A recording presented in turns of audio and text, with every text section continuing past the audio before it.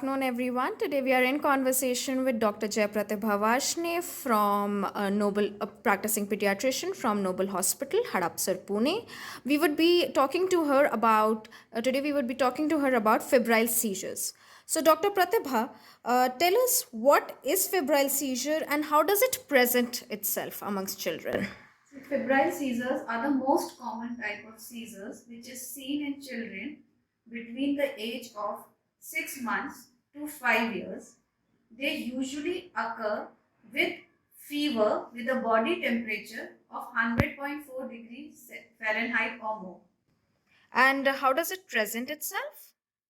See, during febrile seizures, the most important thing is that it has to be associated with fever. And when your child gets fever, during that time, some children might throw a seizure in the form of that they will become unresponsive, they might have a staring look, they might have frothing of from the mouth, there might be clenching of teeth, and in few children there might be jerky movements of their hand and feet.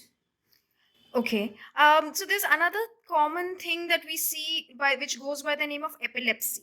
So is febrile seizure and epilepsy the same thing?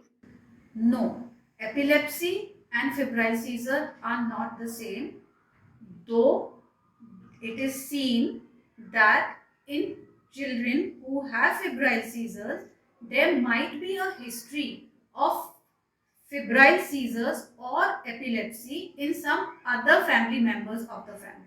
Okay. Uh, so when you say some other family members, is it right to say that febrile seizure is a genetic disease? No, it is not a genetic disease.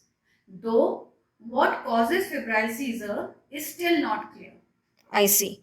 So what precautions should we as parents take when a child with febrile seizures develop fever? The first and the most important thing is that you should not be frightened of fever. Second thing is, whenever your child develops fever, first record the temperature with a thermometer. Make sure that you dress your child in comfortable clothes as per the climatic condition. Do not overbundle the child. And if the child is showing a temperature of 100.4 degree Fahrenheit or more, you please give the child paracetamol as per the doses which have been recommended by your pediatrician.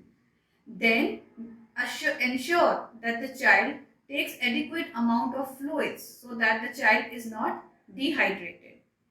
In very rare circumstances, if it has been recommended by your pediatrician previously, then there is a drug which by the name of clobazam which can be given to the child, but it should be used only on the recommendation of your pediatrician. Don't use the drug on your own. Okay, that was important piece of information and caution. So moving on, what should parents do when the child develops convulsion? Again, as I said before, please don't get frightened. Place the child on a hard surface in a flat position with the head turned to one side. And if you are comfortable, try to record the seizure because that will help your pediatrician to know the exact type of seizure that your child has had. After that, wait. For most of the seizures will stop within 2 to 3 minutes. Few of them might last a little longer. If they are lasting longer, then you can use Midasip nasal spray. The drug and dosage has to be advised by your pediatrician taking into account the age and weight of your child. And the things that you are not supposed to do is do not try to force open the mouth of the child with any spoon or a sharp object as it might cause injury. Do not give any medication or anything to eat by mouth because that might cause aspiration. Okay, so would it be right to say that we must make sure that the environment of the child is clear of anything that can harm the child? Yes, Okay. definitely. And Please, if your child throws a seizure and you have done what has been explained previously, after that make arrangements as soon as possible to take your child to the hospital to be examined by the medical personnel so that they can examine the child, ascertain the cause of fever and do further management. Got it. Moving on, what is the risk that my child will have another febrile seizure given that they already had one? See, it is seen that roughly 40% of children will have a recurrence of febrile seizure. Okay. And the chances of recurrence are more if the child has had the first episode of febrile seizure before 18 months of age, or the difference between the occurrence of fever and occurrence of febrile convulsion is less than an hour.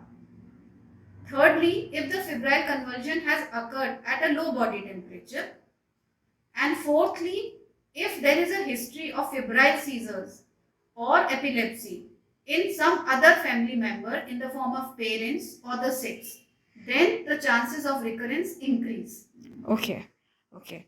That was some important information I think that all our viewers got today from we were in conversation with Dr. Jay Pratibha Varshney, practicing pediatrician at Noble Hospital, Hadapsar.